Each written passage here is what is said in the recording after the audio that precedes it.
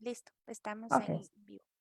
Bien, muy buenos días y buenas tardes. Les damos la bienvenida una vez más aquí al inicio de nuestro segundo semestre de este ciclo de videoconferencias 2023 titulado Redes, Viajes e Intercambios Académicos y Afectivos en la Producción Literaria, Artística e Intelectual Caribeña. Estos ciclos forman parte del proyecto Connected Worlds, The Caribbean Origin of the Modern World, mejor conocido como Connect Caribbean, dirigido por la doctora Consuelo Naranjo Orobio del Instituto de Historia del CSIC en Madrid y que recibe fondos del programa Horizon 2020 de la Unión Europea. En el proyecto participamos varios grupos de investigadores de Europa, América Latina y el Caribe con el objetivo de establecer conexiones, diálogos e intercambios, promover la investigación y divulgar la información sobre el Caribe. En la coordinación de estos ciclos de videoconferencias en particular participamos los grupos de Costa Rica, del Centro de Investigaciones Históricas de América Central de la Universidad de Costa Rica, coordinado por Werner Mackenbach, y desde donde también se genera esta transmisión. El grupo de Chile, del Centro de Estudios Culturales Latinoamericanos de la Universidad de Chile, sobre todo bajo la coordinación de Lucía Stecher, y el grupo de Puerto Rico de la Universidad Ana Geméndez, del cual yo soy parte, el grupo de Italia, el de Alemania y la red Transcaribe. Empezamos estos ciclos en el 2021 y se pueden acceder desde la página de Facebook del Centro de Investigaciones Históricas de América Central y el portal del proyecto Connect Caribbean. Sin más, entonces les paso la palabra a Lucía para que presente a cada ponente de hoy, que hoy tenemos dos, entre los que se encuentra nuestro querido Werner Mackenbach y a quienes agradecemos su intervención. Así que muchas gracias. Adelante, Lucía. Muchas gracias, Beatriz. Muy buenos días, muy buenas tardes. Muchas gracias por acompañarnos en esta nueva videoconferencia que lleva por título Pensamiento, Traducción y Cultura Impresa en el Caribe Francófono, siglo XX, las hermanas Nardal y Suzanne Césaire. En este caso tenemos una videoconferencia en que van a presentar los avances de investigaciones en curso María José Jaksic y Werner Mackenbach, y vamos a contar también con el comentario de Malisa Conseil. María Jaksic es licenciada en Lengua y Literatura, es magíster en Estudios Latinoamericanos y candidata a doctora en Estudios Latinoamericanos por la Universidad de Chile. Está haciendo su investigación doctoral sobre cultura impresa postcolonial en el Caribe francófono y ha trabajado especialmente sobre la trayectoria de las hermanas Nardal en el periodo de entreguerras y después de la Segunda Guerra Mundial. Entre sus publicaciones se cuentan En el corazón de la negritud, el rol de Paulette Nardal en las revistas antillanas entre 1931 y 1951, ¿Por qué un clásico? El marxismo negro de Cedric Robinson, los capítulos de libros, textos que nos ven sobre paridad, edición y mujeres, y Potencia crítica, interseccionalidad y escritura, la voz de Paulette Nardal en la cultura impresa del espacio colonial y postcolonial francófono. Junto a Claudio Gaete Briones ha publicado traducciones al castellano de artículos de Paulette y Jane Nardal, y además es directora del sello editorial Banda Propia. Por su parte, Werner Mackenbach es profesor catedrático de la Escuela de Historia e investigador del Centro de Investigaciones Históricas de América Central de la Universidad de Costa Rica. Tiene numerosas publicaciones entre libros y artículos referidos a historia, política y literatura centroamericanas y del Caribe. Destacan entre estos libros Escrituras en femenino de las literaturas centroamericanas, una cuestión de género, editado con Magdalena Perkowska, y Convergencias transculturales en el Caribe y Centroamérica. Actualmente está realizando un proyecto de investigación sobre el pensamiento de Jane Nardal y Suzanne Césaire, cuyos resultados va a comentar ahora.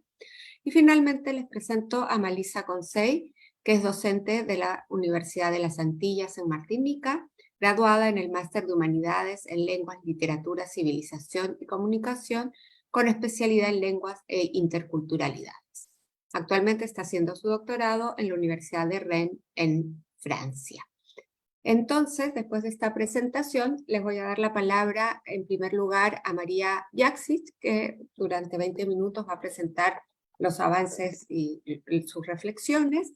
Luego Werner Mackenbach presentará su parte y finalmente tendremos los comentarios de Malice y abriremos la conversación como lo hacemos en todas las ocasiones, ¿no?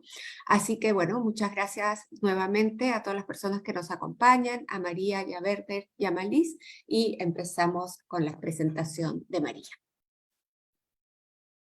Bueno, muy buenos días. Es un gusto poder estar hoy, esta mañana, compartiendo con Werner, Malisa, todas ustedes, aquí en esta videoconferencia, que, bueno, una videoconferencia que con Werner la veníamos conversando desde hace algún tiempo, ¿cierto?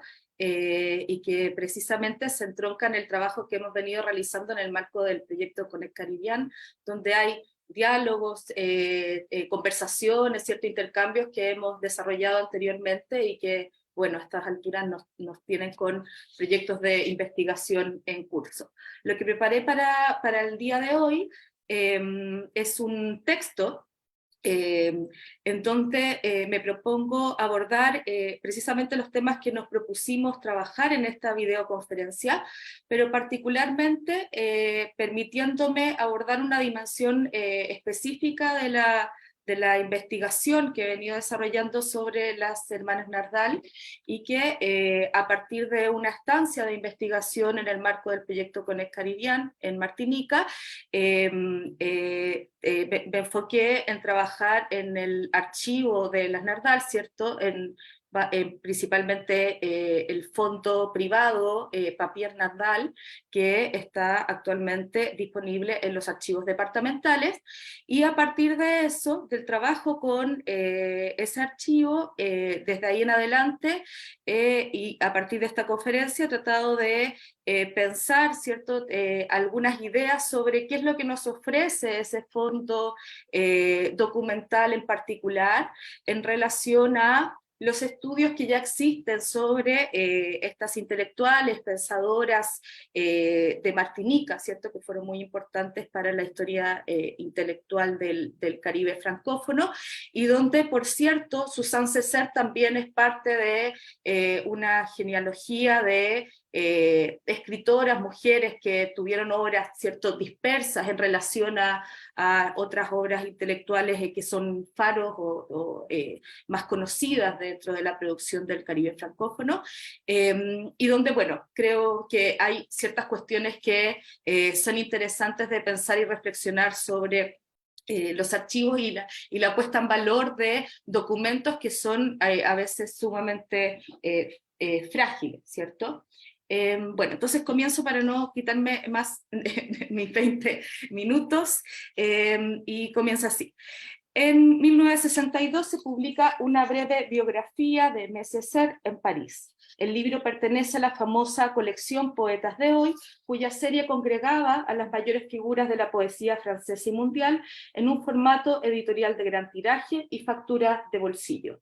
Césaire aparece en el número 85, unos pocos después de Léopold Sédar Senghor, quien ya era presidente de Senegal, con un texto escrito por Liliane Queslot, su biógrafa y amiga. Ese pequeño volumen, que venía a instalarlo en una suerte de panteón de clásicos, ¿cierto?, junto a Apollinaire, Whitman, Michaud, Rimbaud, Rilke, Breton, Narval, Hugo, Baudelaire, entre otros, incluía además una cronología y un listado de obras, publicadas, un conjunto de fotografías que muestran al poeta de la negritud, de estudiante, de político, de escritor en diferentes lugares. En los pies de página leemos las descripciones de escenas y fechas, 1938, 1959, 1960, los nombres de Petar Gurvinat, Han James Han, y también la referencia a dos mujeres, sa femme, sa fille. Desprovistas de nombre propio, la escritora y editora de la revista Tropique, encargada de imprimir los números en las máquinas de Camille Romero y de llevar los artículos de la revista al servicio de información del almirante Robert para el control de la censura durante la ocupación, y su hija, la etnógrafa y escritora de novelas y teatro, circularon en esas páginas como una suerte de iconografía anecdótica al lado de uno de los autores francófonos más importantes de su época. ¿Habrá sido una decisión del editor de edición Segers esa omisión? ¿Habrá sido un simple descuido de la época o responsabilidad de Lilian Queslot? Habría que investigarlo. Lo cierto es que en esos ejemplares, que son cientos de miles el tiraje que tenía esa colección, Suzanne Roussy Césaire y Nia Césaire no fueron inscritas. Pensar el rol que juegan los impresos en las inscripciones y borramientos, en la reproducción de una invisibilidad o la colonización de una figura o una obra, es una entrada posible para reconstruir no solo las razones deliberadas que llevaron a la exclusión de ciertas figuras y actores en la narrativa posterior de su época, sino también las razones accidentales que pudieron tener una larga proyección. ¿Será ese pequeño y difundido libro de bolsillo, con su marcador tácito que reemplaza el nombre propio por el posesivo su mujer, uno de los primeros gestos masivos y populares de visibilización de Suzanne Roussy? En las tradiciones intelectuales que convergieron en la época del internacionalismo negro, del periodo entre guerras, en la reunión entre surrealismo y comunismo, entre la vanguardia y negritud, abundan nombres que ni siquiera llegaron a aparecer tácitamente. En muchos casos esos nombres corresponden a mujeres que no solo fueron parte de los procesos políticos y culturales, sino también de las acciones y proyectos más relevantes de su generación. Daniel Maxim, en su prólogo a la compilación de los 7 ensayos de Suzanne Césaire, nos recuerda que entre los años 30 y 40 existió una generación de jóvenes mujeres antillanas, dice él, buscadoras de la libertad y la igualdad, que dieron continuidad al rol que tuvieron las hermanas Nardal unos años antes. Nombra a 2 de sus contemporáneas, Jenny Alpha, comediante de Martinica, y Actriz Archimet, abogada de Guadalupe, primera mujer diputada de las Antillas, en 1945, electa en la misma elección de MSC. Por cierto, podemos agregar otros nombres más. Lucie Tessé, miembro del comité editorial de Tropic, Jeanne Leroux, fundadora de la Unión des Femmes de Martinique y difusora de la misma revista en Fort-de-France, Marie-Thérèse Julien-Lonfou, escultora y directora de la revista Dialogue, que se propuso publicar desde Martinica una revista al modelo de presencia africaine, logrando integrar en su comité editorial a Diop, a Michel Léry, a Jean-Paul Sartre, entre otras figuras. Estos no son todos, por cierto. Muchas veces la reconstrucción de esos nombres y trayectorias ya no pasa por indagar en los documentos canónicos establecidos, más bien nos obliga a recurrir a documentos periféricos, cartas, archivos personales, papelería variada, documentación administrativa. Es en la materialidad de los documentos y sus heterogéneas formas de circulación donde habitan entramados que nos entregan pistas sobre ese conjunto de problemas que ofrece la revisión crítica de las tradiciones intelectuales en sus ejes estructurantes y también en sus líneas de fuga. Esos materiales, por cierto, son de interés para el estudio de las culturas impresas. El caso de Suzanne Roussy Césaire es probablemente uno de los más emblemáticos por su importancia en la época, su lugar en relación a Césaire y su rol en la revista Tropic. Pero las ya nombradas hermanas Nardal también son otro caso en ese orden, un poco más antiguo y de particular fisonomía. Paulette, Émile, Alice, Jane, Lucie, Cécile, André, las 7 hermanas, fueron hijas de una pareja de destacados profesionales de la isla Martinica, Paul Nardal y Louise Achille. Su trayectoria está inscrita en un momento de expansión y diversificación de los movimientos negros en Francia durante las primeras décadas del 20, particularmente en el período de entreguerras. Ellas representan una primera generación de mujeres afrocaribeñas que lograron inserción en el espacio público metropolitano, mostrando el éxito que tuvo la formación educacional de una pequeña burguesía antillana después de la abolición de la esclavitud. A partir de las hermanas Nardal nos abrimos a una historia posible sobre un conjunto de mujeres que estuvieron en los albores de un campo, subcampo intelectual en ciernes. Particularmente Jane y Paulette fueron las primeras mujeres negras en inscribirse en la Sorbonne en los años 20, lectoras, escritoras, traductoras y estudiosas de la literatura inglesa, y también precursoras en la investigación de temas raciales en la literatura, en su propio país. A través de su célebre salón literario musical, ubicado en el barrio Clamart, al sur de París, por el que pasaron Claude Mackay, Marcus Garvey, Alan Locke, también Mececer, Sencor, Damas, tendieron las primeras redes transatlánticas entre el Renacimiento de Harlem y el París de entreguerras. Participaron en las revistas y periódicos de su época, crearon la Revue du Monde Noir, revista bilingüe, que el mismo Diop consideró antecedente de Présence Africaine cuando funda su proyecto en 1947, después de la Segunda Guerra. Consideradas las arquitectas precursoras e ideólogas de la negritud, cuyo origen fue citado por largo tiempo en el encuentro de César Sencor Damas en torno a L'Étudiant Noir, el llamado de atención sobre la invisibilización de estas hermanas, y particularmente el interés público mediático, se desencadenó en Francia después de la publicación de las entrevistas recuperadas por Philippe Royemont, que las ha situado en el lugar de una suerte de eslabón perdido. Dice Paulette Nardal, la mayor de las hermanas, en estas entrevistas: yo insisto en la palabra intuición. Yo sé que Lilian Questelot nos ha hecho justicia al señalar el rol de la Revue du Monde Noir y de nuestro salón literario en la evolución de las ideas brillantemente expuestas y apoyadas después por Césaire y Sencor. Hace mucho tiempo que mi hermana Jane y yo debimos escribir nuestras memorias para recordar nuestra acción que ha pasado mucho tiempo en silencio. Más allá del gesto reciente en los medios de comunicación, un gesto que es inevitable y efectivo y que las nombra a ellas como olvidadas, borradas, silenciadas, existe una trayectoria de al menos 2 décadas, primero en el espacio angloparlante y luego en el francoparlante, de estudios sobre las mujeres de la negritud. A inicio de los 2000, Sharpley Whiting publica Negritude Woman, y traduce al inglés un conjunto de textos emblemáticos de Jeanne Paulette Nardal y Suzanne Césaire. Las lecturas cruzadas entre Suzanne y Paulette aparecen tempranamente en Pamela Bonney, su rol en el internacionalismo negro en Edwards, sus antecedentes y proyección en el París creol en Éric Noel, y su lugar en la producción de la metrópolis colonial en Boitil. Pero la pregunta por la tradición femenina de escritoras afrocaribeñas, en contrapunto a esa genealogía masculinista advertida en Negritude Woman, el libro, posee otras trayectorias. Sam Hoy interroga asiduamente este asunto en la escritura femenina en las Antillas, una tradición feminista. Maryse Condé ha realizado su propio trabajo en Parole de Femme y en Order, Disorder, Freedom.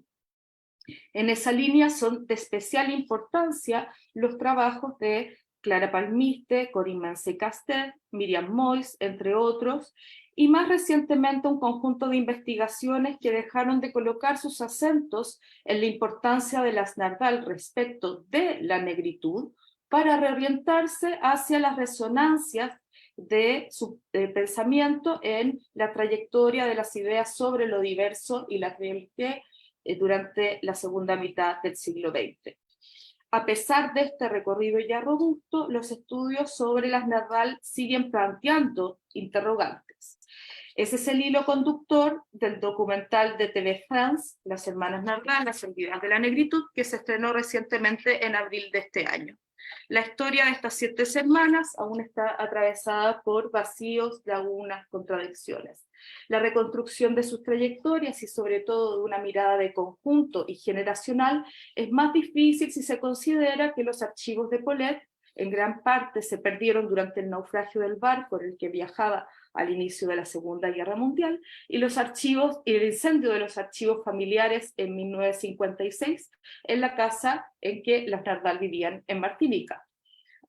Si en general en la reconstrucción de la trayectoria de las mujeres que no fueron inscritas en las historiografías oficiales existe una dificultad basal de trabajo con sus fuentes, ya sea por la dispersión, la conservación, las posibilidades de acceso. En el caso de las Nardal se suma además a la fragilidad de los materiales que de ellas disponemos cuando comienza a desarrollarse un interés académico por su trayectoria al inicio de los 2000. Son los registros de prensa o las revistas en que publicaron, los archivos familiares y los archivos institucionales, los que permiten reconstruir esas pistas, y también los documentos de vigilancia, ministeriales y policiales, que comenzaron a ser frecuentes luego de la creación del Servicio de Inteligencia Política del Ministerio de las Colonias en 1919, que posteriormente devino en el Servicio de Control y Asistencia de Francia. Sobre eso hay investigaciones sustantivas como la de Philip DeWitt o Humor. Joan Scott, en La fantasía de la historia feminista, a propósito de su propio trabajo con archivos, sostiene: excepto para los empiristas más ingenuos, el desafío es que los textos no hablan por sí mismos. Los susurros se escuchan solo a través de un proceso de traducción, y las mismas palabras, ya sean habladas o escritas, tienen significados diferentes en cada una de sus iteraciones. El problema del archivo para mí no es que se sistematice y conserve, el problema son las prácticas de interpretación a las que se someten los contenidos. Ingresar un archivo, interpretar un archivo, es de cierta manera someter a esos contenidos al nuevo orden. La puesta en práctica de esa lectura nos lleva a una negociación, un ejercicio de fuerzas entre tradiciones, legitimaciones, sistema de valor.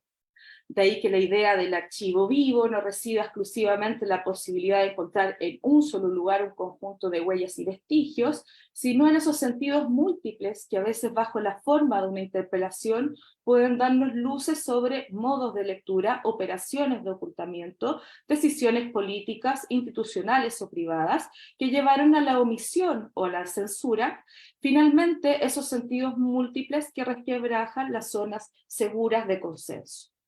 Existe de una u otra manera una dimensión ética que ronda la dimensión crítica y sus posibilidades contemporáneas de volverse una lectura o una escritura. Parecerá evidente decirlo, pero ese uso de los documentos nos obliga a escribirlos en un punto de vista, nuestro punto de vista, que se transforma en una perspectiva para ver.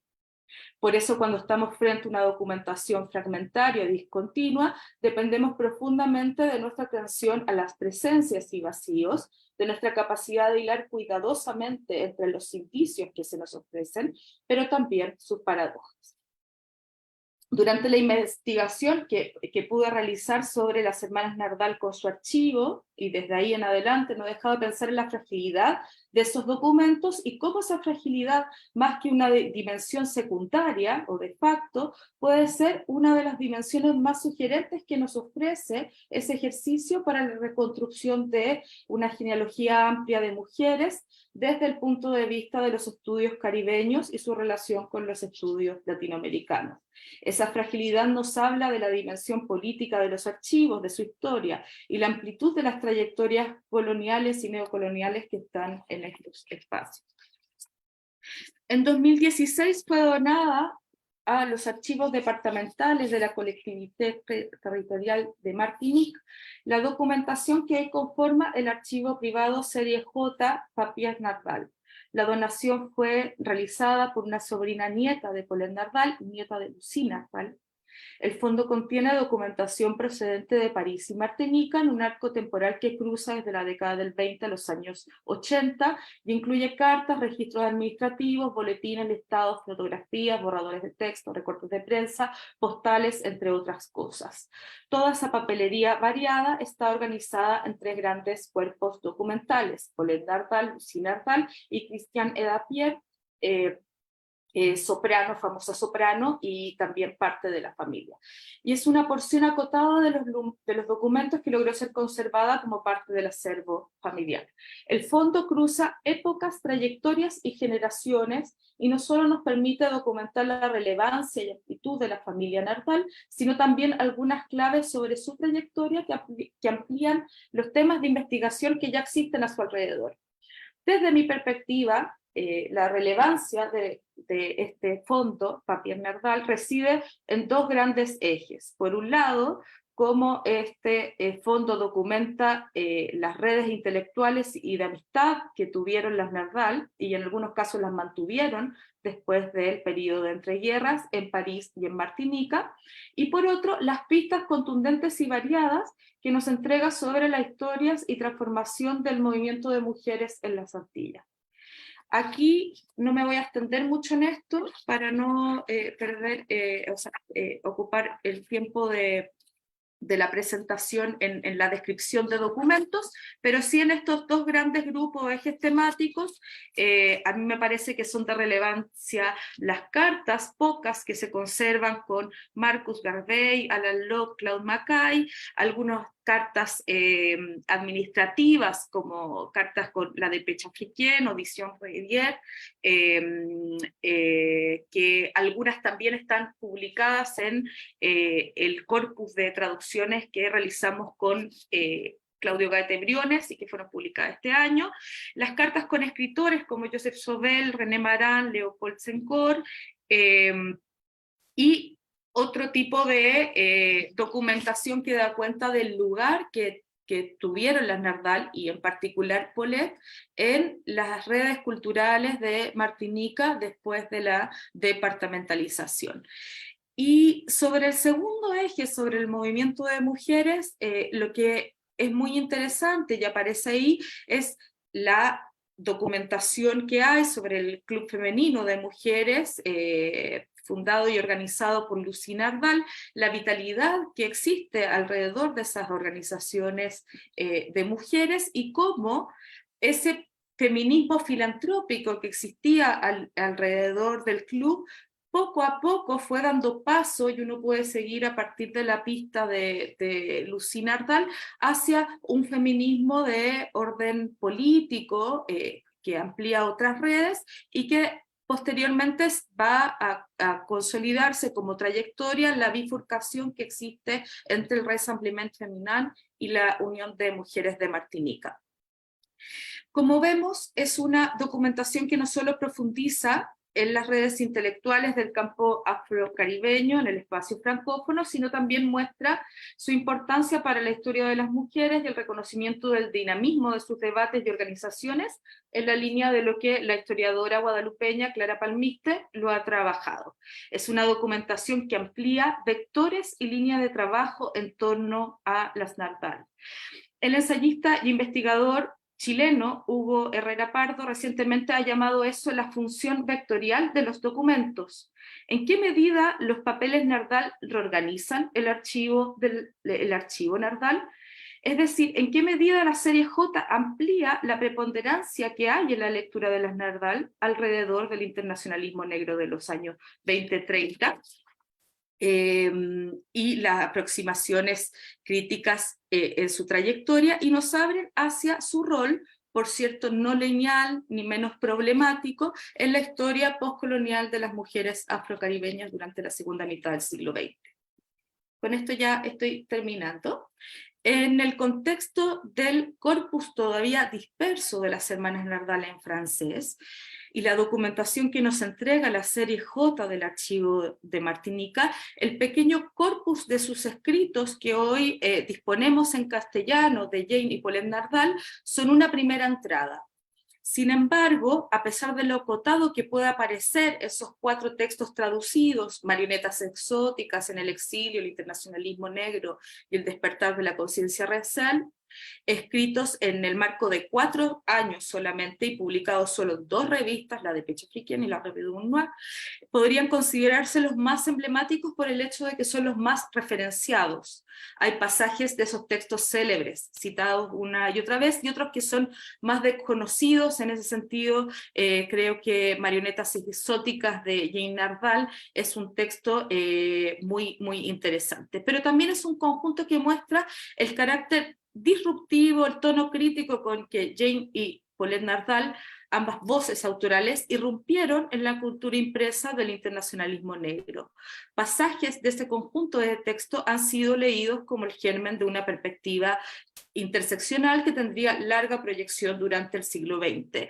Si bien ni la negritud, ni la antillanidad, ni la creolité, menos la interseccionalidad eran conceptos establecidos en la época de las Nardal, la época en que las Nardal publican este corpus, sí podemos ver allí prefiguraciones o intuiciones para recuperar la categoría que la misma Paulette Nardal utiliza sobre el lugar que ella considera que tuvo en esas trayectorias intelectuales.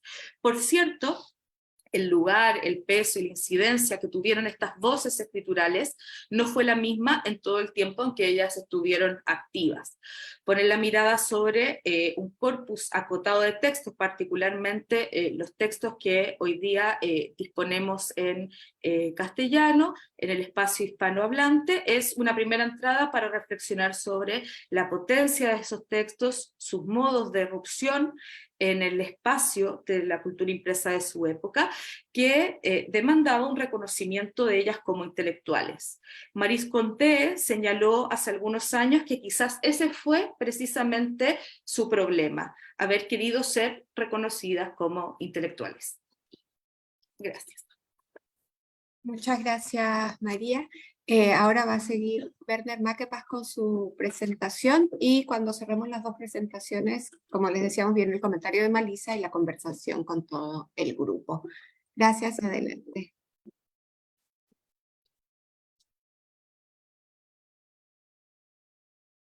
¿Se ve bien la presentación?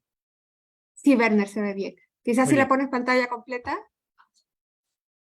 Vamos a ver. Ya lo hice. Abajito, ahí. Eso, Así. ahí. Perfecto. Muy buenos días, muy buenas tardes a todas y todos. Me alegra mucho que, como dijo María ya al inicio, que podemos hoy realizar una idea que hemos desarrollado durante un tiempo en donde presentar en conjunto nuestros avances de investigación sobre este campo tan interesante, el campo de las intelectuales del Caribe, en especial en este caso del Caribe francófono. Y me alegra también que nos acompaña como comentarista Malisa Consey, que nos visitó hace poco aquí en Costa Rica en una estancia de investigación de Connect Caribbean. Y creo que también es una manera para realmente realizar un intercambio, no solamente transatlántico, sino también transcaribeño, para decirlo de alguna manera. Voy a comenzar con un epígrafe que no voy a leer, es de un libro recién publicado en el año 2022 de Celestino Trey de Vie de Combat. Sabemos que hasta finales del siglo XX el papel de las mujeres en los movimientos de concientización afrocaribeña a lo largo de ese siglo ha quedado invisibilizado en los estudios sobre la temática, con muy pocas excepciones de algunos trabajos publicados ya a partir de finales de los años 80 que se dedican o por lo menos hacen referencia parcial a algunas de esas mujeres, muchas veces en trabajos en los que siguen dominando las referencias a los tres hombres que normalmente se asocia con el movimiento de la negritud, la Santa Trinidad, como se ha llamado, de la negritud, Aimé Césaire, Senghor y Gontran Damas. Esto vale de manera muy particular, esta invisibilización, para las dos intelectuales destacadas en estos procesos, especialmente a partir de los años 20 y 30 del siglo XX, cuyo pensamiento es el centro de mi trabajo de investigación y de la ponencia de hoy. Para recordarles un poquito sobre Jean y Nardal y Suzanne Césaire. Jean Nardal nace en Martinica en 1902 como cuarta de 7 hijas, como ya dijo María, de un ingeniero y una profesora de primaria en un ambiente familiar muy dedicada a la enseñanza y formación. Va a París en 1923 para estudiar literatura, regresa a finales de los años 20 a Martinica, donde sigue estando muy activa y fallece en 1993. Suzanne Roussy Césaire nace en Martinica en 1915 como hija de una profesora y un trabajador de un ingenio azucarero, y va también a Francia en 36 para estudiar literatura, donde conoce a M. Césaire, como sabemos. Se casa en el 37, regresan en el 39 a Martinica, donde están muy activos como profesores, intelectuales, escritores, escritoras. Ella se separa de M. Césaire en el 63 y fallece en el 66. Recuerdo esto porque me parece importante mencionar muy claramente que vienen de un ambiente familiar, social, muy interesado en Martinica, en la cultura, en la formación, en la educación y en las artes, porque solemos, especialmente desde una visión eurocéntrica europea, asociar Martinica como las islas antillanas con la miseria, con una situación de miseria y de no formación, de no educación. Esto es completamente diferente y creo que hay que rescatar también esta tradición cultural, intelectual del Caribe o de los Caribes en general. La invisibilización mencionada sorprende especialmente por la importancia de la obra y el activismo político, cultural y literario de estas dos mujeres, escritoras, intelectuales, activistas en la formación del movimiento de la negritud. Esto por regla general o en general se ha explicado por la predominancia masculina en el campo intelectual francés, francófono, y con esto la persistencia de estructuras machistas y patriarcales también en el movimiento en formación de la negritud. No voy a profundizar en esto, pero es obvio que esto ha sido un factor sumamente importante. Es reciente, especialmente a partir de inicios de este siglo, que han emergido varios estudios sobre la vida y la obra de algunas de estas escritoras intelectuales y gestoras culturales, especialmente del Caribe francófono y anglófono. Se está formando como un campo de estudio con un corpus ya bastante significativo de estudios. Y paralelamente a estos trabajos también se han realizado varios reconocimientos y homenajes públicos, especialmente para estas mujeres, especialmente las hermanas Nadal y Suzanne Césaire, tanto en Francia como en Martinica. Estos estudios y estos homenajes han especialmente hecho énfasis en la labor de las mujeres en revistas y redes culturales y como gestoras culturales, con pocas excepciones, y especialmente han resaltado, como también lo mencionó María, su trabajo en varios periódicos como la Dépêche Africaine o la Revue du Monde Noir en el caso de las hermanas Nardal, y especialmente l'Édition Noire y Tropique en el caso de Suzanne Césaire. Es decir, se ha trabajado especialmente sobre la historia de los intelectuales en términos de François Doss, el historiador francés, y aquí las intelectuales, pero hay que preguntar también qué papel juegan o han jugado o jugaron estas mujeres en términos de una historia intelectual, en conceptos de una historia conceptual especialmente desarrollado por el historiador alemán Reinhard Koselleck. Entonces, esto es exactamente el reto que me he puesto en este trabajo, es decir, analizar y entender la importancia y particularidad del pensamiento de estas dos intelectuales, Jeanne Nardal y Suzanne Césaire, sobre internacionalismo negro, pan-noirisme y negritud desde un enfoque de la historia conceptual.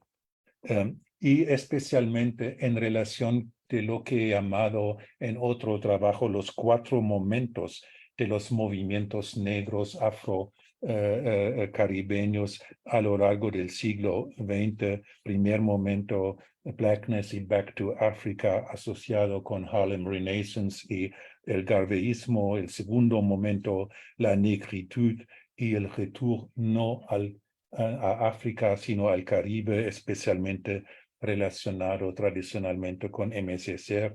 Tercer momento, el eloge de la creolité vinculado con el ensayo manifiesto homónimo de Jean Bernabé, Patrick Chamboisseau, Rafael Confiant de Martinique. Y el cuarto momento que he llamado de la creolité a la creolización, especialmente en el pensamiento de Édouard Glissant, también de Martinique. En este caso me refiero a la obra ensayística de las dos mujeres que ya mencionó también María en el caso de Jeanne Nardal y también de Suzanne Césaire. En el caso de Jeanne Nardal son dos ensayos publicados en el año 1928, Internacionalismo Negro y Marionetas Exóticas en la traducción al español, la traducción felizmente realizada por María y por Claudio Gaete Briones y publicado ambos ensayos en español este año por primera vez en la historia. En el caso de la obra ensayística de Suzanne Césaire son 7 textos, todos publicados entre 41 y el 45 en la revista Tropique en Martinique. Existen traducciones al inglés, pero no existe hasta el momento una traducción ni de un ensayo de esta obra de Suzanne Césaire al español. Creo que es un trabajo todavía pendiente que hay que hacer. Entonces, lo que van a leer ahora son traducciones mías con el apoyo de una colega de Francia de la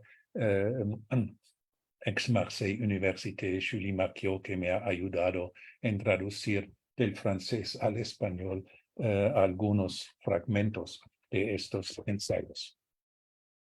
El artículo Internationalisme Noir de Jeanne Nardal, publicado en la Dépêche Africaine el 15 de febrero de 1928, puede ser comprendido como uno de los textos precursores y fundacionales del movimiento de la negritud que comienza a formarse a partir de los años 30. Es particularmente importante porque muestra un pensamiento en movimiento, las diferentes influencias iniciales y el desarrollo de nuevas ideas sobre la raza y el alma negras, las relaciones entre afroamericanos, afrolatinos y el Caribe, así como las comunidades negras en Francia, entre asimilación y resistencia, entre otros temas. Los negros de todos los orígenes, dice ella en este primer texto, los negros de todos los orígenes, de nacionalidades, de costumbres, de religiones distintas, sienten vagamente que a pesar de todo pertenecen a una sola y misma raza. Esto lo hace en obvia alusión al gran movimiento de Harlem Renaissance y evoca un pan-noirisme cultural que se expresa en una literatura y escultura absolutamente originales en África y en la poesía y las canciones sublimes en América, especialmente los spirituals. Este pan-noirisme y artístico desemboca en un pan-negrismo político que aboga por un back to the roots, el regreso y la unificación de la Nazarena en África, como ven en esta cita. Es evidente que este posicionamiento está fuertemente influenciado por el pensamiento y el movimiento de Marcus Garvey. Sabemos que Paulette Nardal estudió especialmente los movimientos afroamericanos de los años 20 del siglo XX y tenía mucho conocimiento de la literatura anglófona de este contexto. En este sentido, el punto de partida del pensamiento de Jeanne Nardal se encuentra fuertemente configurado por lo que he llamado el primer momento de los movimientos negros del siglo XX.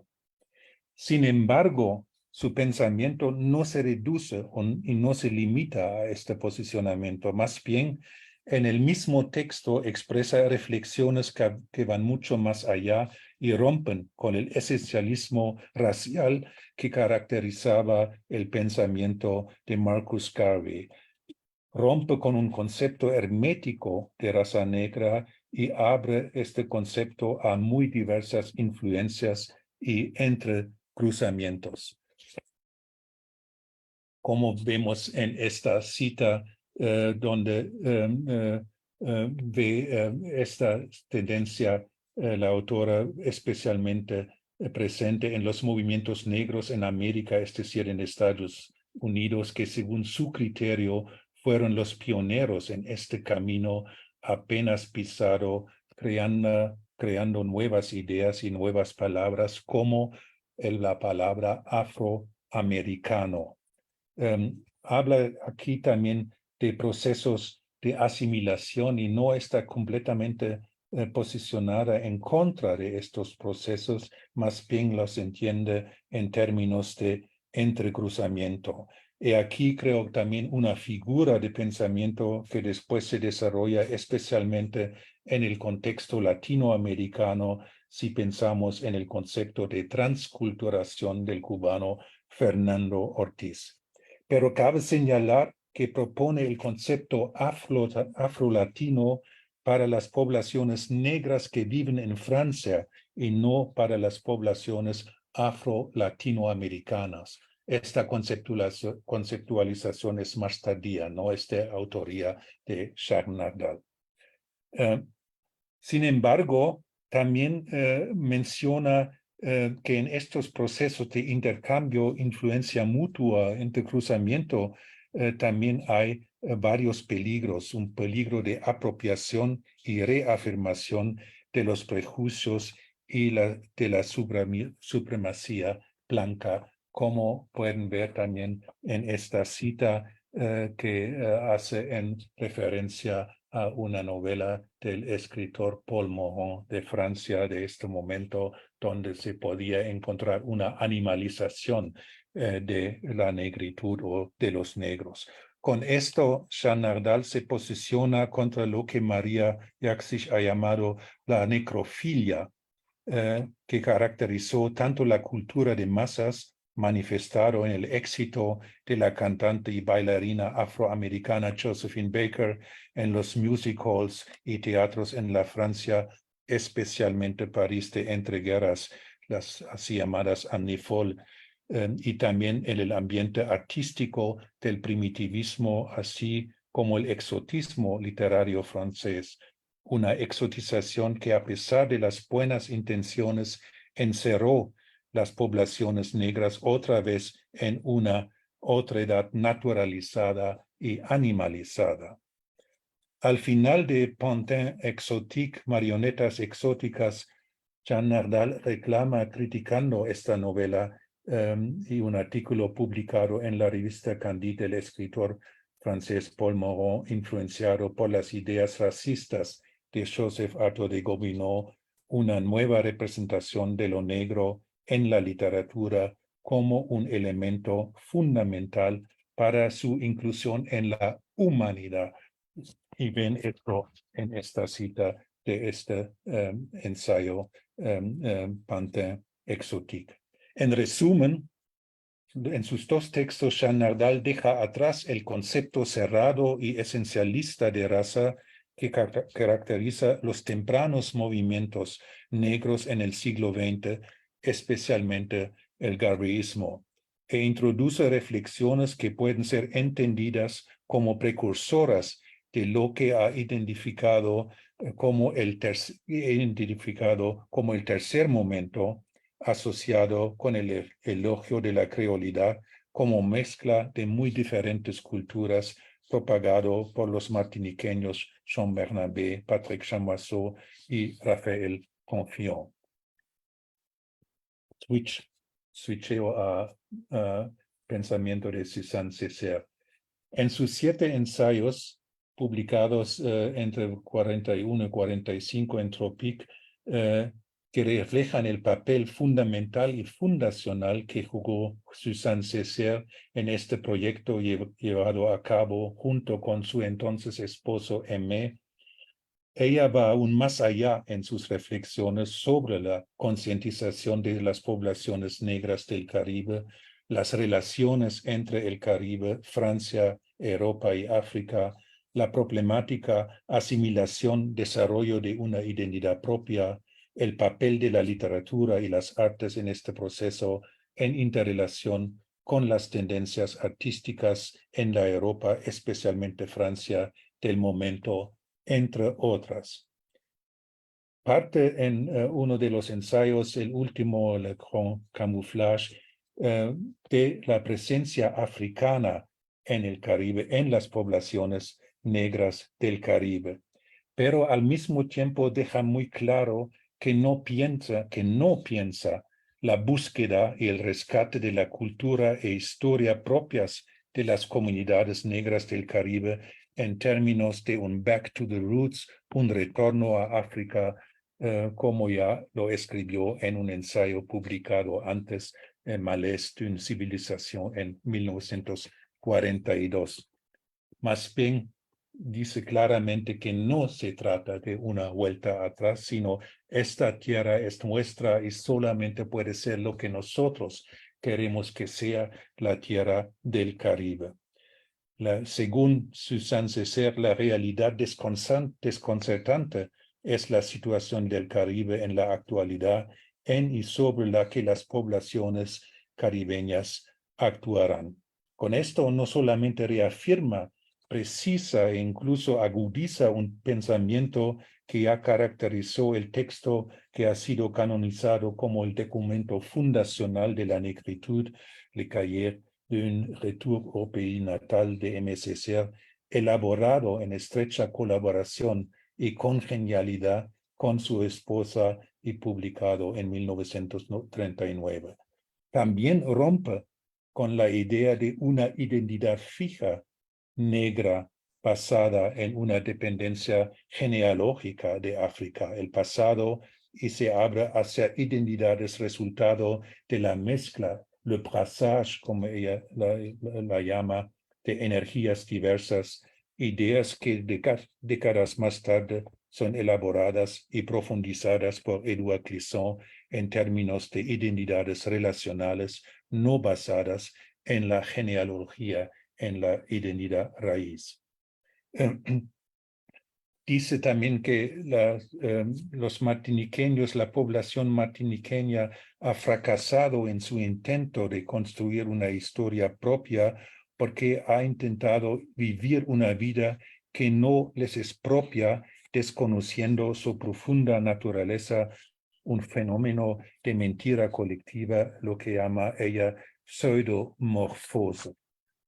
Para romper con esta tradición y con el estado actual en el que se encuentra el Caribe, las artes y particularmente la literatura juegan un papel primordial en el pensamiento de Suzanne Césaire. La autora critica las representaciones tradicionales de lo caribeño en las artes y la literatura y se pregunta por qué en el pasado las artes han sido tan poco ansiosas de representar la expresión del yo colectivo caribeño caracterizado de ser un ser sufrido, sensible, a veces burlador. Y llega a la conclusión que la poesía martiniqueña tiene que ser caníbal o no será nunca una poesía propia. La nueva literatura, las nuevas artes que están emergiendo, escribe, son la única vía actual de acceso a este otro mundo. Casi medio siglo antes de los martiniqueños Jean Bernabé, Patrick Chamoiseau y Rafael Confió proclamaran en su Éloge de la Créolité la renovación literaria como proyecto central en la búsqueda de una cultura y una identidad propias de la creolité caribeña. Para esto, ella propone una resemantización del surrealismo en un surrealismo tropical y interpreta el surrealismo de una nueva manera. Aquí ven otra vez esta cita de una vuelta no a África, sino sobre nosotros mismos. Y como aboga a resemantizar el surrealismo en este sentido, en el caso de Martinica y de las Antillas en general. Entonces, aboga por concebir y admirar un arte nuevo que también da un nuevo papel al hombre, al ser humano en este contexto. Con esta concepción de la relación entre el ser humano y la naturaleza, se asocian también reflexiones sobre la condición geográfica de las Antillas y su funcionalización metafórica para lograr una comprensión más profunda del Caribe. Esta geografía está configurada y determinada por su carácter marítimo, por el agua, las islas, los movimientos acuáticos, pero también los terrestres. Y aquí tienen una cita muy larga que no voy a leer, donde pueden ver estas referencias a la geografía caribeña y su metaforización para un entendimiento mayor y más profundo, mejor de lo que es en su pensamiento el Caribe o que son los Caribes. Con esta alegorización del ser caribeño, no solamente rompe con las representaciones tradicionales, sino expresa ideas sobre la condición marítima y terrestre dinámica en constante movimiento que en lo que he llamado el cuarto momento de los movimientos afrocaribeños se convierten en conceptos fundamentales y claves, especialmente en las obras de Édouard Glissant, por ejemplo, en Poétique de la Relation de 1990 y Antonio Benítez Rojo, por ejemplo, en el libro La Isla, que se repite en 1989. Y para terminar, hay que preguntar quiénes son los sujetos que pueden romper con la historia secular de enajenación y opresión para hacer realidad las potencialidades caribeñas. Y aquí vemos otra influencia en el pensamiento de Suzanne Césaire, que viene del marxismo, de su militancia también en cooperación con el Partido Comunista. En esta cita ven que hace una polémica contra la burguesía de color de Martinica y aboga por pensar en un nuevo sujeto que son los trabajadores jóvenes, que son el sujeto de esta revolución que va a venir en el Caribe para realmente construir una historia propia del Caribe. Vuelvo a la cita anterior, donde ven que por primera vez se habla de la negritud en este texto, Le Grand Camouflage, el último texto publicado de Suzanne Césaire en Tropique en 1945. Se sabe que también el concepto negritud aparece por primera vez en otro texto que se llama Que signifie pour nous l'Afrique, que se publica en el número 5 de Tropique, un texto anónimo en el año 1949. Entonces es ella, junto con otra persona, supuestamente este artículo anónimo del 42 es también de su autoría, no lo sé con exactitud, quiero averiguar, investigar esto. Es ella que acuña este concepto de la negritud y no son otras personas. Esto también es una historia camuflada, para utilizar esta palabra de ella misma. Termino. En resumen, sabe resaltar la riqueza y amplitud del pensamiento de Suzanne Césaire, a pesar de consistir de no más de 7 ensayos relativamente cortos, que recibió impulsos de muy diversas fuentes, su papel pionero y precursora para el campo intelectual transcaribeño y su intercambio, interrelación y compenetración con tendencias de pensamiento y las artes europeas de su época que pueden ser entendidos en términos de apropiación, reinterpretación y resemantización. Con esto termino. Muchísimas gracias. Muchísimas gracias, Werner. Quizás, sí, eso, dejamos de compartir. Muchas gracias a Werner, a María, y le doy la palabra a Malisa para que comience comentando un poco las presentaciones, y después la idea es que, como siempre, podamos tener una ronda de preguntas y de conversación sobre estas presentaciones que seguramente nos han dejado con muchas cosas para conversar. Malisa, no sé si me escuchas. Sí, estoy. Muchas gracias a María y a profesor Werner, que estas dos ponencias permiten visibilizar el papel de las mujeres afrocaribeñas, sobre todo de Martinica, en la evolución sociocultural de nuestras islas y del Caribe. Y también muestra su papel en la difusión de las ideas en el espacio francohablante, y que realmente al estudiar estos trabajos, estos archivos, María ha puesto de relieve la dificultad de las prácticas de archivos en la interpretación, ya que hay un vacío real por la pérdida de unos archivos. Pero creo que en la fragmentación y el estudio como se hace actualmente de sus traducciones, de influencias, de también su papel en la difusión cultural, permiten reconstruir sus trayectorias y ver realmente su papel en la historia cultural del Caribe. Entonces,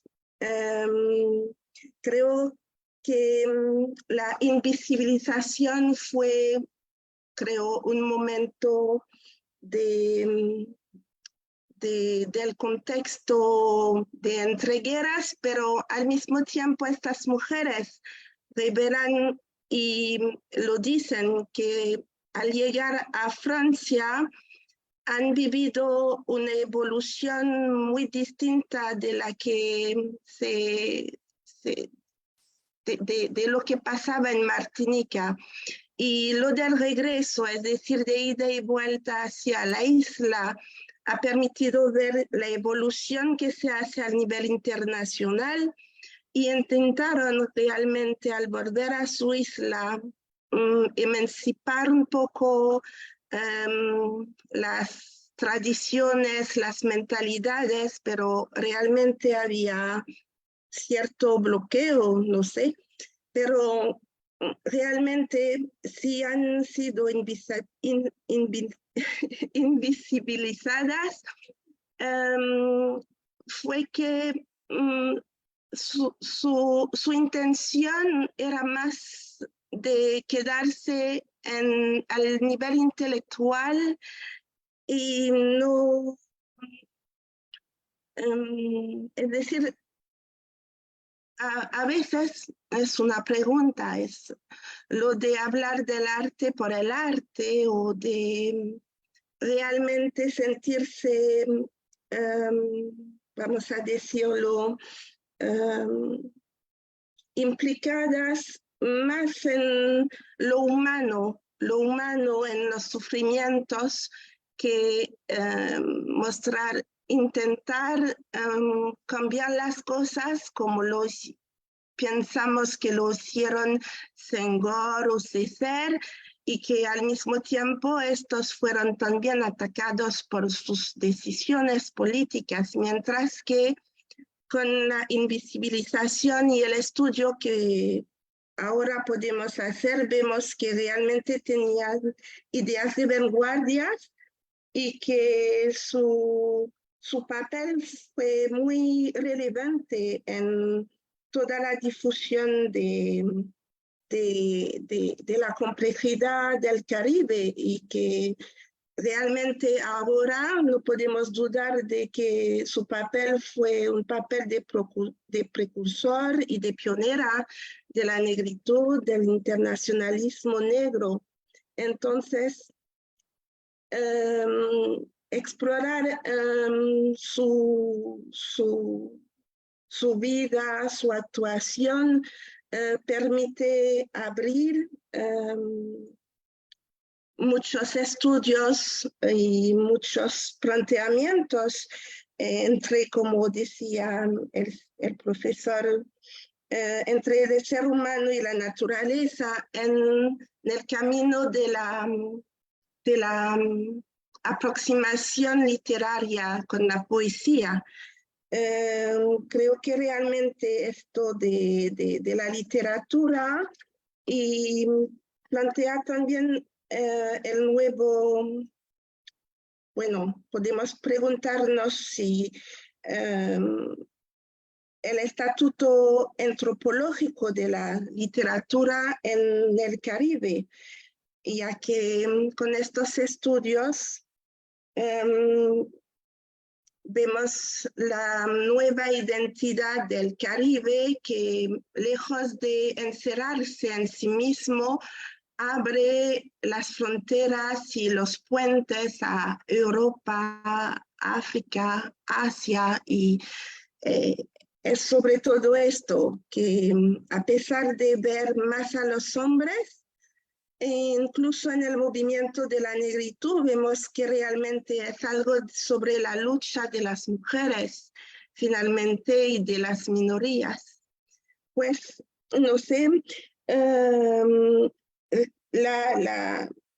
el punto, voy a decir que la perspectiva política en sí mismo ya está planteada, ya que con su activismo, su militantismo, que eran mujeres de la política realmente, y que en los estudios que vamos a ver que actualmente, hasta actualmente, la lucha sigue siendo muy presente, ya que las mujeres realmente desempeñan un papel activo en las sociedades sin ser visibilizadas. Hasta ahora, a pesar de los derechos humanos, de los avances de la tecnología, vemos hoy que tenemos unas personas presentes, pero claro que no sé si es por el tema de estas mujeres, pero hay unos hombres. Pero bueno, tenemos que trabajar, investigar, y bueno, si hay preguntas, que yo voy a ver si tenéis preguntas. No hay preguntas, y que realmente hay que hacer unos cruces en los estudios para ver la diversidad de la que estaban hablando realmente.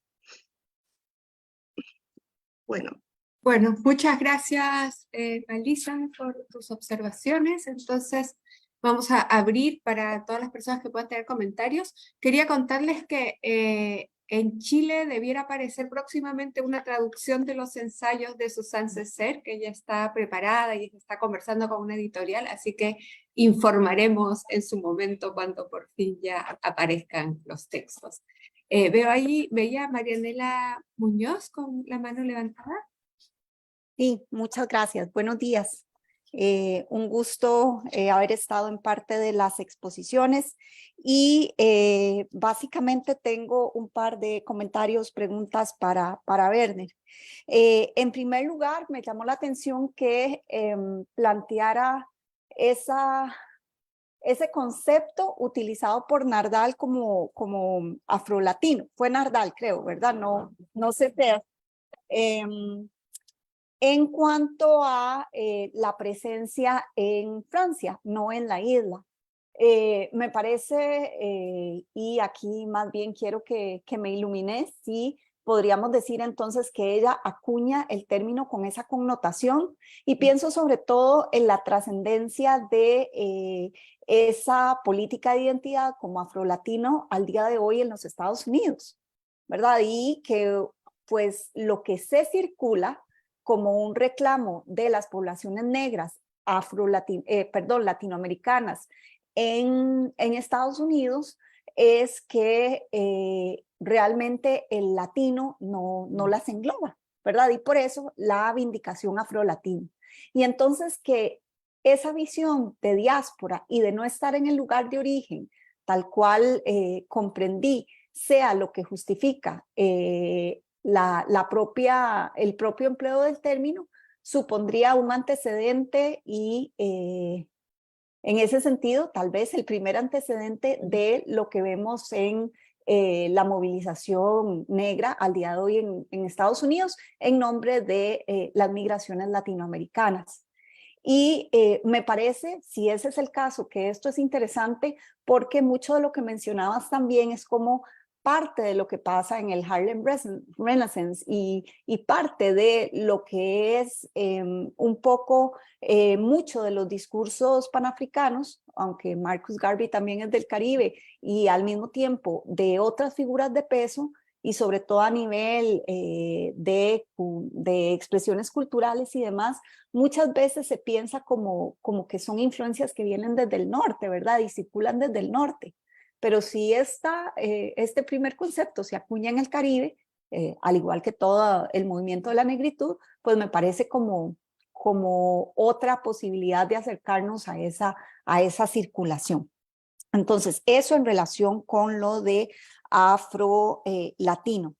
En segundo lugar, hiciste referencia a un primer momento y un tercer momento de los movimientos negros. No sé si es que ya lo tenés escrito por ahí, pero si el tercer momento me pareció que era más hacia la nota... no, Lisandro, lo dijiste después.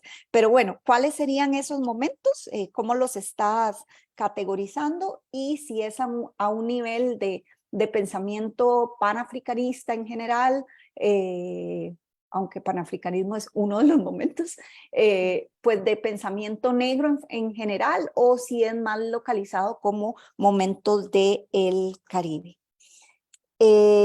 Finalmente, y hablando de esta circulación de ideas, también te pregunto, porque he visto este back to the roots en diferentes contextos, si ese empleo podría tener otros antecedentes, porque, y aquí viene una nota cultural, cuando uno se acerca a la historia del Grand Parade de la persona negra aquí en Costa Rica y uno habla con las fundadoras, ella utiliza que el lema, casi que la frase inaugural de un evento en donde las personas de afrocaribeñas en Costa Rica, como hacen visible y celebran su herencia africana, y literalmente es un parade con disfraces y motivos bastante caribeños de siglo XIX, o bien con trajes vistosos de textiles y demás de motivos africanos, pues ese parade utiliza la frase back to the roots. Entonces es una cuestión más pues en torno a los términos y a la periodización, y un poco viendo la circulación de ideas en el fondo, que me parece interesantísimo. Gracias. Gracias, Marianela. ¿Les parece que tomemos la intervención de Carlos Aguirre y después vayamos como recogiendo para que... Carlos, te doy la palabra para que hagas tu pregunta. Bueno, ¿se escucha bien? Porque Se yo escucha tengo... perfecto. Bueno, primero que todo, felicitarles por las presentaciones, ¿no? Tanto a María como a Werner.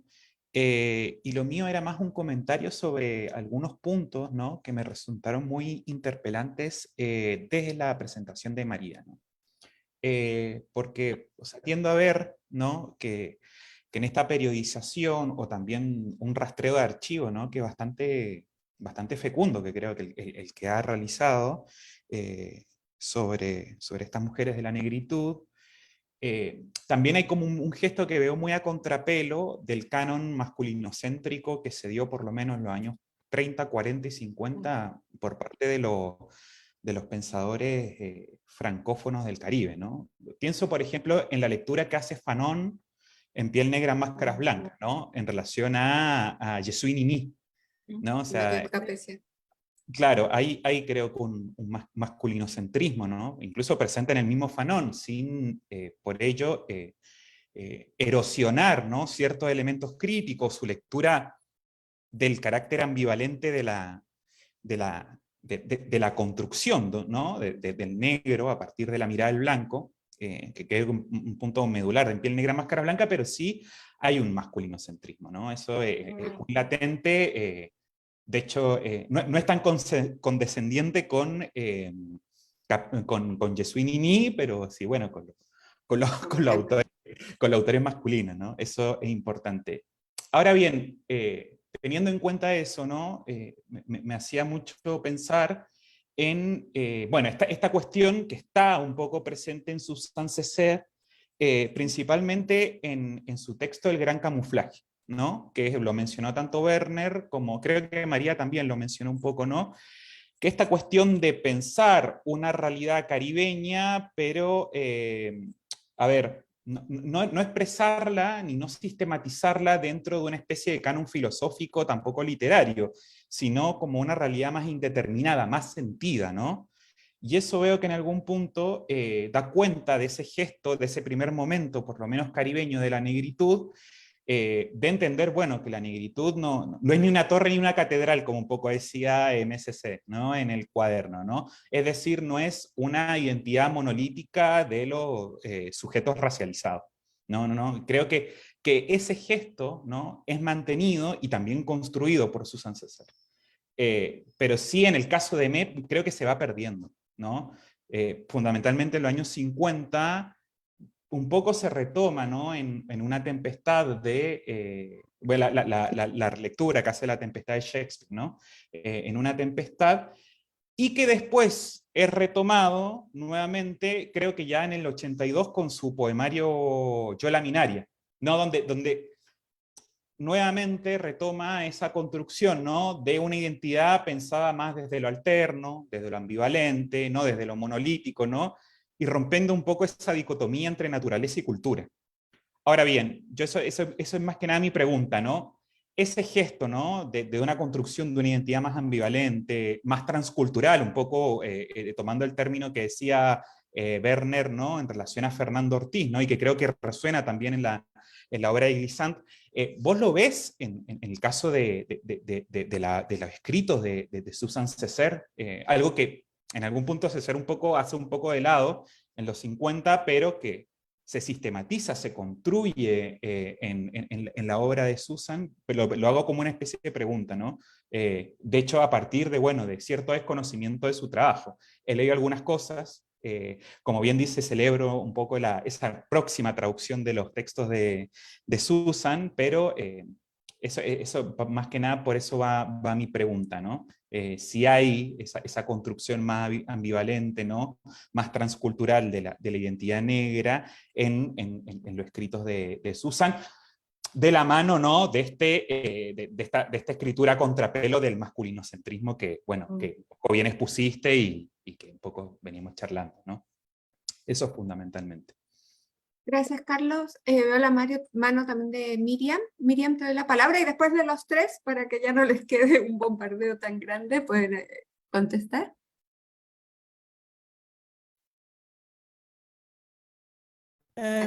Sí, muchas gracias. Hola, buenos días a todos y todas. Gracias a WNR para la organización de este evento. Felicitaciones a María, especialmente por este importante trabajo de investigación y de valorización de los textos de las mujeres martiniqueñas que fueron olvidadas por la historia. María, no mencionaste la importancia y el papel de la educación en el desarrollo del pensamiento intelectual femenino en Martinica, especialmente el emblemático lugar de educación para estas mujeres, ya sea Suzanne Césaire, las hermanas Nardal o Marie-Thérèse Julian-Lonfou. Quiero hablar del internado de señoritas, el pensionnat colonial, que luego se convirtió en el liceo de señoritas, liceo de jeunes filles, y que fue este lugar de educación fue demolido en una noche, sin emoción, sin necesidad de preservación, sin discusión.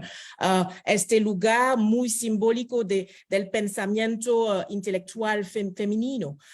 Y pienso que hay un contraste con el Liceo Victor Schellcher, que se mantiene como un lugar emblemático donde se eduque Césaire y Frantz Fanon, el pensamiento patriarcal masculino de Martinica. Entonces, me gustaría saber si en los archivos te encuentre algunas cosas o documentaciones sobre este lugar. Y tendría también una pregunta rápida o comentario rápido para Werner. Me pregunto sobre la valoración de las voces femeninas en tu trabajo, porque cuando estaba escuchando tengo la impresión de que en tus citas, las citas que utilizas, siempre aparecen los mismos teóricos martiniqueños, aunque tal vez habría sido interesante, pienso, dar valor a las voces femeninas. Por ejemplo, cuando hablas de la creolité, creo que sería bueno mencionar también a Suzanne Lacascade, quien en su época fue marginada precisamente debido a la valoración de la creolidad y de la oralidad en sus escritos. Por otro lado, creo que debemos tener muy cuidado de no atribuir a Suzanne Césaire la maternidad de la negritud, ya que los archivos muestran que Césaire fue el primero en pronunciar este concepto y teorizarlo. Creo que no podemos, ¿cómo se dice?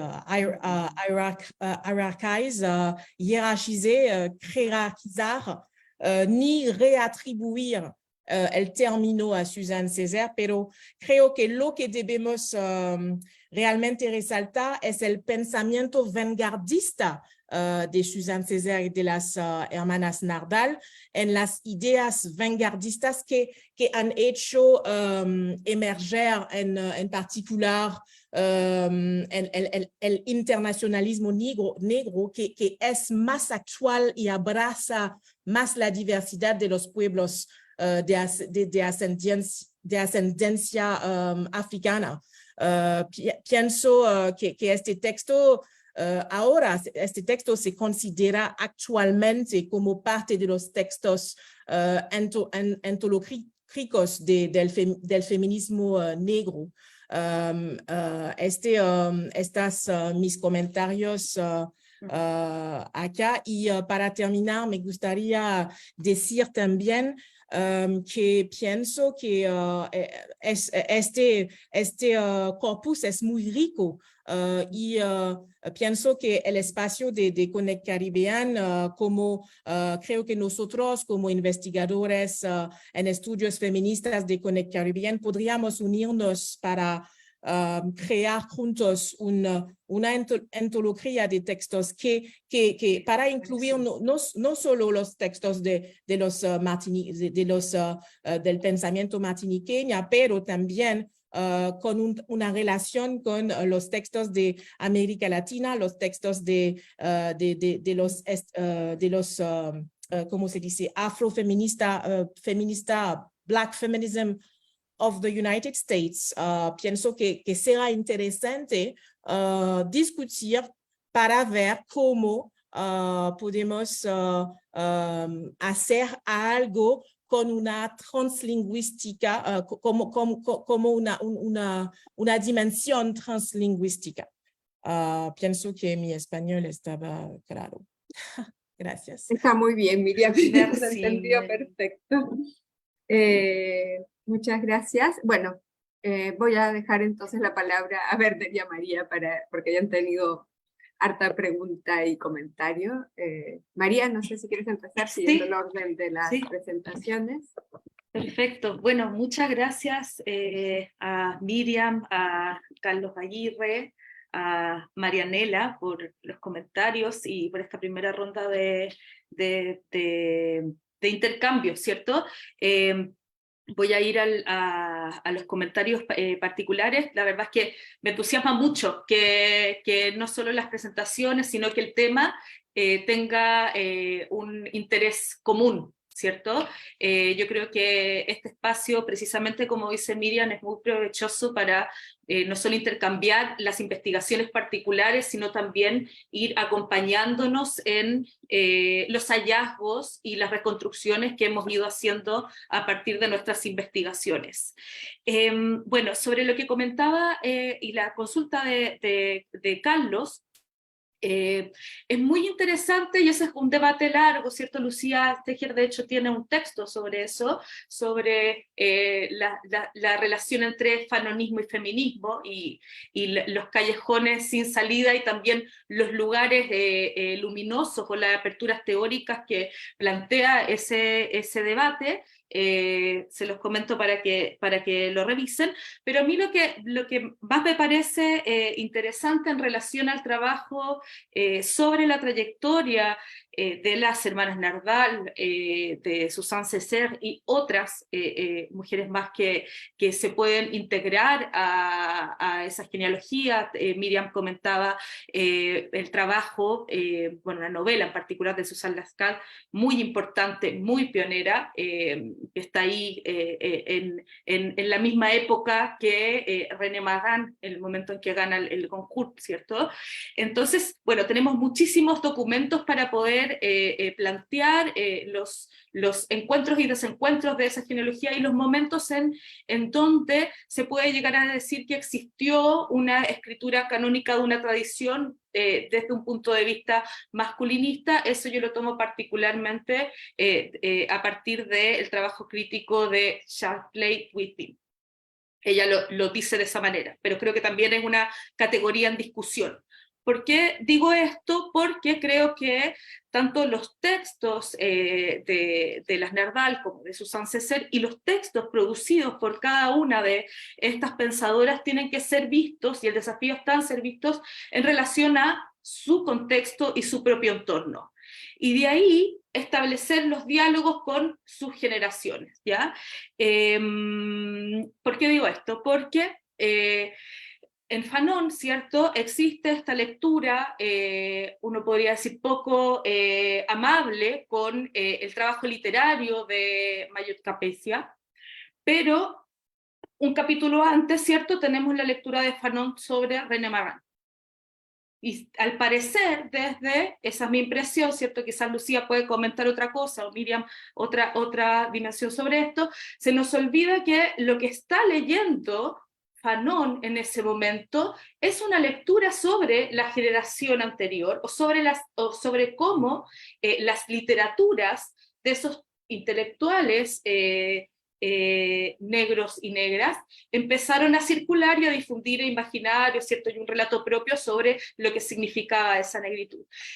Desde mi punto de vista, el gesto de discusión sobre la tradición masculinista no se trata solamente de decir, bueno, estos son los hombres o estos son los padres que dominaron el discurso, sino más bien comprender cuáles son los nudos de discusión, sus lugares y sus momentos de circulación, porque creo que ahí aparecen cosas muchísimo más interesantes, como por ejemplo lo que Miriam ahora resaltaba y que bueno, lo hemos venido conversando con Bener y que yo particularmente me he entusiasmado bastante en mi trabajo. Dejar a un lado esta idea de buscar a las originales, ¿cierto? Las originales de la negritud, las olvidadas de la negritud, y pensar el marco categorial y las propuestas intelectuales de muchas de estas mujeres, más allá de los hitos que ha marcado la tradición masculinista. ¿A qué me refiero con esto? Es que, por ejemplo, en el estudio de las Nardal, a mí me parece, y ese es un trabajo colectivo que ya se ha hecho a partir de las investigaciones de Corinne Menseh-Caster, Miriam Mois también ha escrito sobre eso, Clara Palmiste, que vemos ahí una suerte de pensamiento con una proyección más allá de la negritud, en tanto institucionalización de un discurso que podemos fijarlo como situado a partir del Congreso de Escritores y Artistas Negros y de esa trayectoria, ¿cierto? La línea institucional. Bueno, de hecho, los documentos también nos hablan mucho de eso. Si es que uno mira la fotografía del comité editorial de la Revue du Monde Noir, son más mujeres que hombres, y si uno mira la fotografía del primer Congreso de Escritores Negros, son más hombres que mujeres, ¿cierto? ¿Quiénes son o cómo se representan esa iconografía y qué nos pueden decir hoy, ¿cierto? Sobre quienes estuvieron, por qué dejaron de estar, ¿cierto? Y por qué ciertas ideas después fueron escritas con ese recorrido y esa autoridad, son las preguntas que yo me planteo y creo que son las interesantes. Entonces Fanon, claro, pero hay que leerlo en su contexto, ¿cierto? Y también en relación a cómo está leyendo a René Maran por sobre todo. Bueno, no me extiendo más sobre eso. Sobre la consulta de Miriam, sobre el comentario de Miriam sobre el Lycée de Genfil en Martinica, es fascinante esa dimensión. Yo no la trabajé en mi texto porque ya es demasiada información, ¿cierto? No me he querido meter en ese lugar, pero Miriam, sí, o sea, para mí ahí hay mucho que relatar y mucho que decir sobre esas trayectorias o caminos paralelos, ¿cierto? Que se fueron desarrollando. Además, Lucina Agual fue la directora de ese mismo liceo, ese mismo espacio educativo durante un tiempo largo. Y hay documentación sobre eso, por supuesto. Y sí, de cierta manera se podría relatar desde Martinica la trayectoria de pensamiento de las mujeres y la trayectoria de pensamiento masculina, ¿cierto? A partir de la historia de esos dos espacios educacionales. Hay una excepción, sí, que yo la encontré en los archivos y que me pareció muy interesante. Jean Leroux estudió en el Liceo Schœlcher. Y están esos documentos, es decir, estuvo en la sala de clase, ella sola, no sé por qué razón, Miriam, no sé si tú tienes antecedentes de eso, pero Jean Leroux estuvo en la sala de clase de sus contemporáneos hombres formándose. Yo no sé por qué ocurrió eso, pero ese documento está sobre la excepción, ¿cierto?, de Jean Leroux ahí. Jean Leroux, que es la fundadora comunista, ¿cierto?, fundadora de la Unión, entre otras, de la Unión de Mujeres de Martinica. Eso voy a comentar, porque ya... Gracias, María. Werner le doy la palabra, y bueno, de ahí si Miriam quiere responder, y vamos a tener que ir cerrando igual, así que... Werner. O Miriam. No, sorry. I was going to say that Werner should speak, sorry. Yeah, adelante, Werner, sorry. Ok, voy a intentar contestar lo más brevemente posible. Muchas gracias por los comentarios y las preguntas. Me parecen sumamente sugerentes y pertinentes. Primero, el concepto afro-latino. Todo lo he encontrado es un concepto por primera vez acuñado por Jean Nardal. Quiero profundizar esto. No estoy completamente seguro, sino en otro texto apareció este concepto también. Es muy interesante. Yo creo que había una fuerte influencia de los movimientos negros, Black Consciousness, en los Estados Unidos, de derechos humanos, el afroamericanismo. Sabemos que Paulette hizo su trabajo de graduación sobre la escritora y abolicionista estadounidense Harriet Beecher Stowe. Entonces había una influencia y desarrolla este concepto especialmente en relación con los aspectos de entrecruzamientos, asimilación, transculturación de la población negra en Estados Unidos y principalmente en Francia. Entonces es un concepto que oscila o que intenta entender esta tensión entre asimilación y concientización negra caribeña, y creo que esto es lo interesante, pero no lo utiliza en relación con lo afro-latinoamericano. Esto no es de su autoría, es un concepto que viene más tarde. No puedo decirte de cuándo se desarrolla esto, pero es más tarde. En su caso es especialmente relacionado con el encuentro entre el Caribe y la cultura europea, francesa principalmente, y los procesos de entrecruzamientos. Y esto me parece sumamente interesante porque ya muestra también una apertura de un concepto biológico de raza negra, a lo que me voy a referir más adelante, sino abre una dimensión cultural de encuentro, de posicionamiento, de confrontación cultural y no en sentido genealógico o biológico.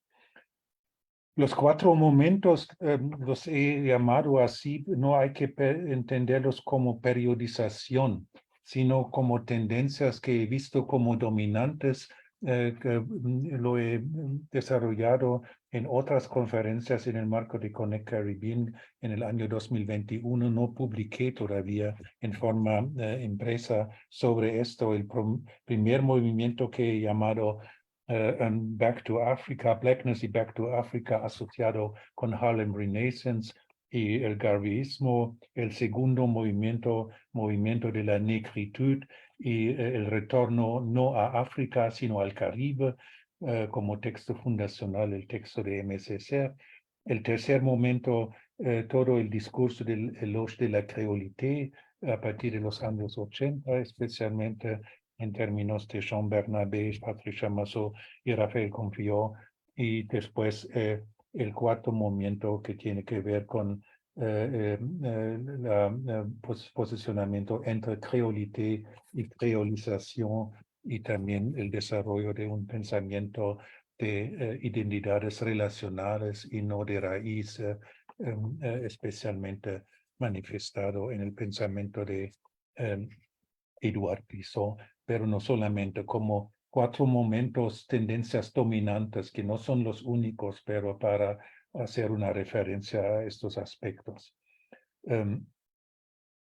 El Back to the Roots, lo que preguntó Marianela, sí, creo que en el trabajo, y con esto tal vez contesto parcialmente también a la inquietud de Carlos, creo que en el pensamiento de Jean Nardal y aún más en el pensamiento de Suzanne Césaire, hay una ruptura con un pensamiento biológico de la raza negra y genealógico al pasado africano, como una construcción de dependencia, de descendencia, de genealogía negra de África. Más bien hay una apertura culturalista, diría yo, cultural, a un concepto diferente de lo negro, de la negritud, que es mucho más un concepto referencial de relación que después se desarrolló más tarde, especialmente también en Clisson, de referencia a África. Por eso he polemizado en varias conferencias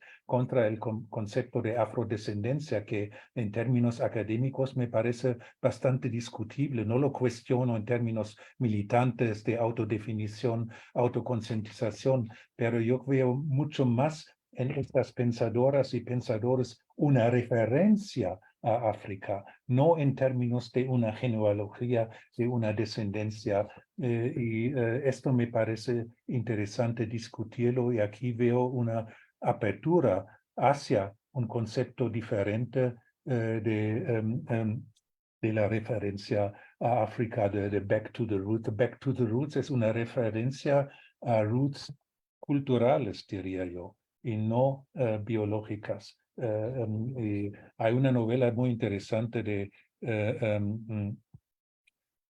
Patrick Chamasseau, si me acuerdo bien, que se llama Black is Black, donde pueden encontrar también una deconstrucción de un concepto homogéneo, monolítico de lo negro. Hay 50 sombras de negro, para decirlo así, en esta novela en relación al Caribe.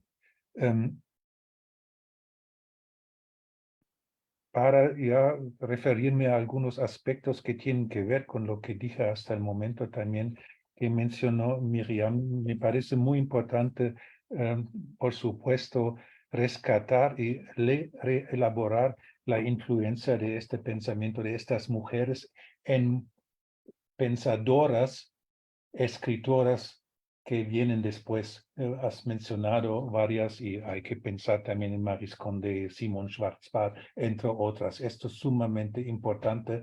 Lo que es mi maniobra o era mi maniobra en esta ponencia, en un artículo que voy a publicar, es polemizar contra la dominancia masculina, mostrar que lo mismo pensamiento de algunos hombres que han sido tildados como los grandes pensadores de los movimientos de negritud, este pensamiento de las mujeres como Jeanne Nardal y de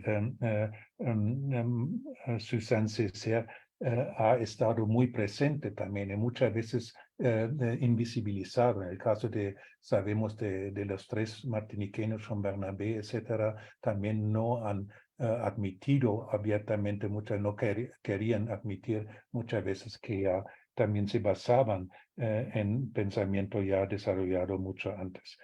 Lo que para mí todavía es un desideratum, trabajar un poquito sobre la interpretación ecofeminista o feminista del pensamiento tanto de Jeanne Nardal y especialmente de Suzanne Césaire, como lo propone Annie Domic Curtius en su libro fundacional sobre Suzanne Césaire, que es uno de los libros más importantes que se ha publicado sobre pensamiento de Suzanne Césaire, pero ella reclama una tradición ecofeminista ya en el pensamiento de Suzanne Césaire.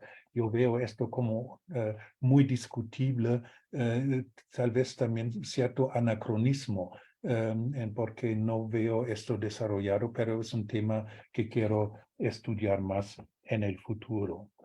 Y finalmente, mi propuesta no es quitarle la paternidad de la negritud a M. Césaire y construir una maternidad de Suzanne de la negritud. Lo que es mi interés mostrar que ha sido un proceso muy múltiple, cambiante, incluso contradictorio, la construcción del movimiento y del concepto de la negritud, hasta incluso en las autoras y los autores mismos. No podemos pensar en un concepto monolítico desde el inicio, un momento de origen del concepto y del movimiento de negritud, sino ha sido y sigue siendo, creo yo, un movimiento múltiple, diverso, con muy diferentes facetas. Esta es mi idea y en este sentido rescatar el papel también de estas mujeres como Suzanne Césaire sin caer en en un otro esencialismo y decir que ella fue la madre de la negritud. Eso sería completamente ridículo, pero insisto que me parece importante rescatar este desarrollo múltiple y hasta contradictorio de lo que hasta hoy en día son estos movimientos. Muchas gracias, Bernard. No sé, Miriam, si quieres brevemente hacer, ya que has sido interpelada. Claro, sí, muy brevemente. Sí, claro que sí. Las ideas, lo que importa son las ideas que circulan y que un pensamiento no se forma de manera hermética. Claro que es importante subrayar los intercambios y los encuentros. Es muy importante, gracias. Y para responder a María, la institución del Lycée Schellcher,